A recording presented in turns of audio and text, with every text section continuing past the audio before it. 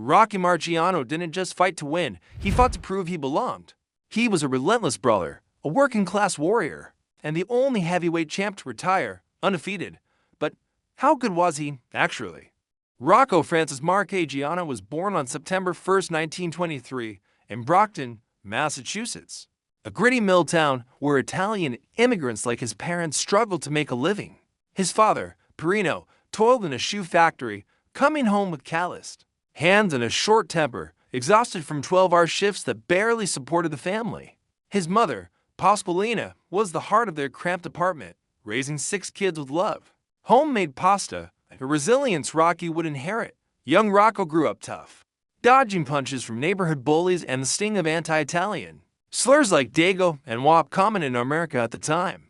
Money was tight, sometimes dinner was just bread with tomato sauce or thin soup. But Rocky's spirit was unbreakable. At 10, he'd hurl rocks in vacant lots, a habit that not only vented frustration but also built the arm strength that would later crush heavy weights. He was scrappy, playing street baseball and dreaming of the big leagues. Inspired by local hero Babe Ruth, Rocky was a natural athlete but clumsy, with small hands and an unimposing physique. At 18, a football injury, a broken hand from a high school game, ended his chances in that sport and pushed him toward boxing. He started in a friend's basement gym, pounding a heavy bag stuffed with rags, old clothes, and dreams. His brother, Sonny, an amateur boxer, taught him to throw a mean right hook, while local trainers like Gene Caggiano saw raw potential in the kid. Despite his unpolished technique, Rocky's amateur career was short, with an 8-2 for record, and the losses, especially one to Coley Wallace in 1948, stung his pride, fueling his determination. He worked odd jobs, digging ditches, laying railroad tracks, sweeping factory floors while training after dark, often under the dim glow of a hanging bulb.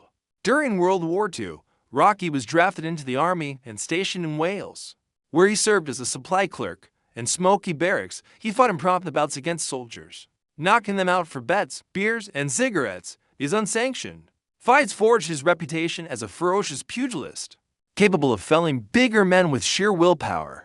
He also faced subtle racism from comrades who mocked his accent and heritage. But every punch he threw was an answer. In 1947, at 24, he turned pro, a stocky 5'9" underdog with a fierce determination. With a reach of just 68 inches, the shortest of any heavyweight champ, and a clumsy style.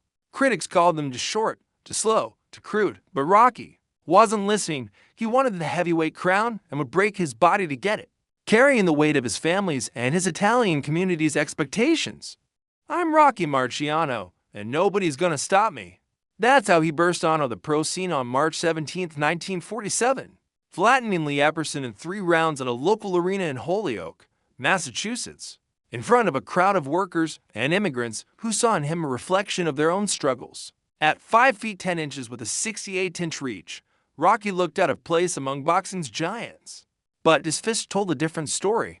He trained like a man possessed, running 10 miles in heavy army boots through Brockton's hills, pounding the bag until his knuckles bled, and doing push-ups until he collapsed on the gym floor.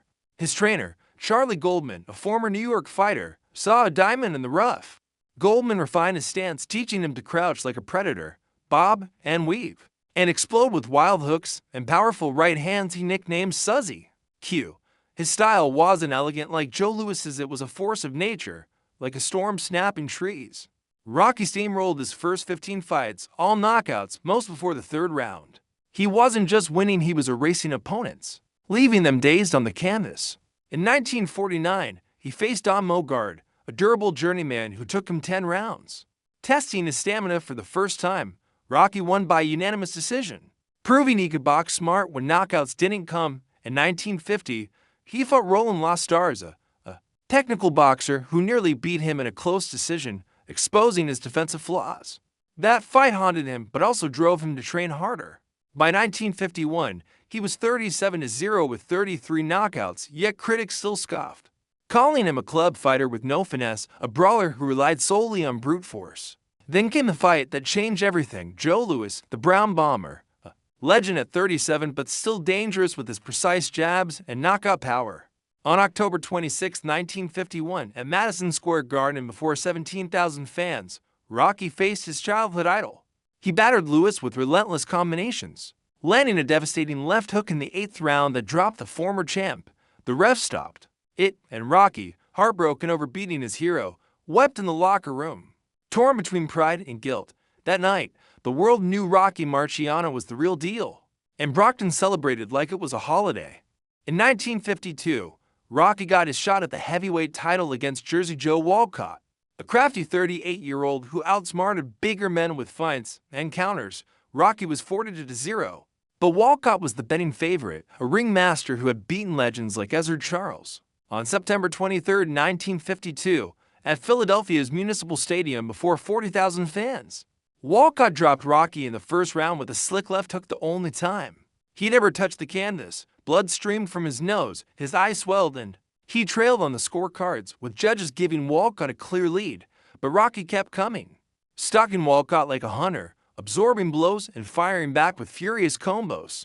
In the 13th round, he landed the Suzy Q, a right hand so perfect it's still called one of the greatest punches in boxing history. Walcott crumpled like a puppet with its strings cut, and Rocky was champ at 29. He fought through a broken nose, a cut eye, and blurred vision, proving his heart was bigger than his frame. The crowd roared, and newspapers dubbed the punch the miracle in Philadelphia.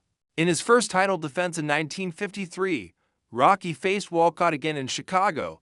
This time, he wasted no time, knocking him out in just 2 minutes and 25 seconds of the first round with a single right hand. Critics called it a fluke, claiming Walcott slipped, but footage shows the punch landing with brutal precision.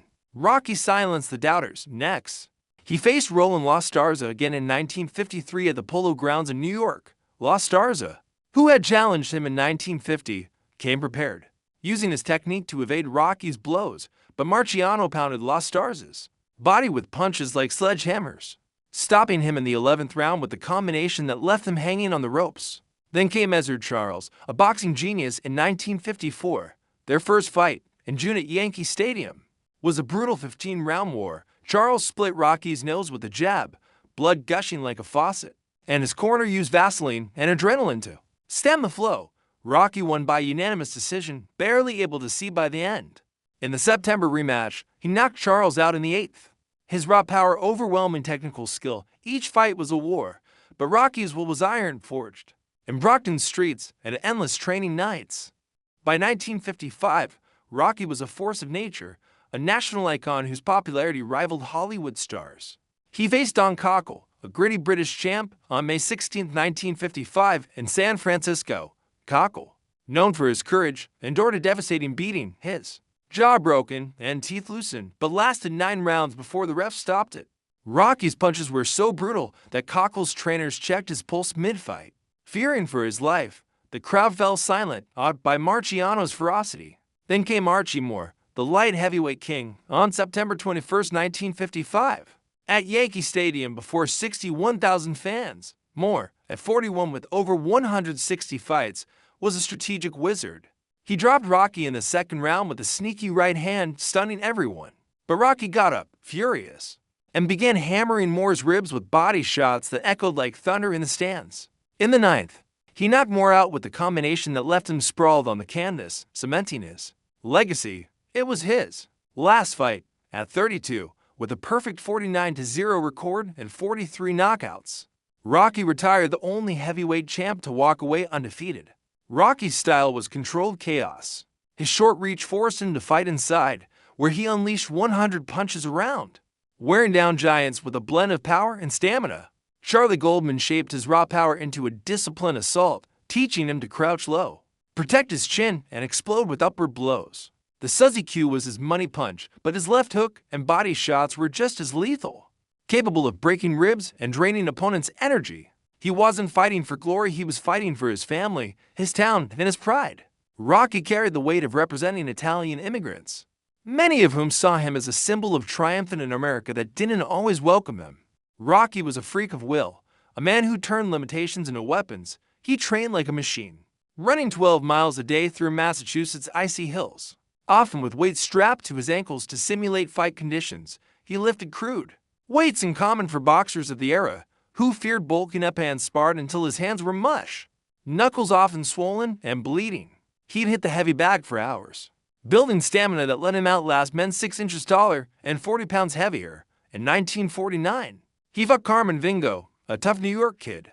In a bout that nearly ended in tragedy, Rocky's punches put Vingo in a coma with severe brain injuries and he nearly died. Rocky sat by his hospital bed, praying for his recovery and considered quitting boxing, haunted by guilt. Vingo survived but never fought again, and the experience marked Rocky, who fought with even more purpose, as if every punch was a statement of his existence. Outside the ring, Rocky was a saint, a man of simple values. He sent nearly all his purses to his parents, paying off their debts and buying them a modest home in Brockton. He stayed loyal to his town, attending the local church and greeting neighbors like he was still the kid delivering newspapers. Unlike Muhammad Ali, he didn't talk trash or seek the spotlight. Unlike Joe Louis, he didn't have a polished star's charisma. He just worked with a humility that won hearts. His 49-0 record with an 88% knockout rate is a monument to grit. He fought in a golden era Lewis, Walcott, Charles, Moore, and beat them all, often against the odds.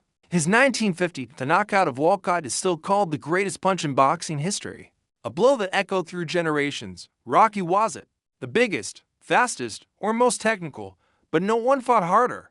Rocky shocked the world by retiring in 1956 at 32. His body was a wreck, broken hands, a bad back from years of brutal training, scars from 100 cuts mapping his face like a battle chart.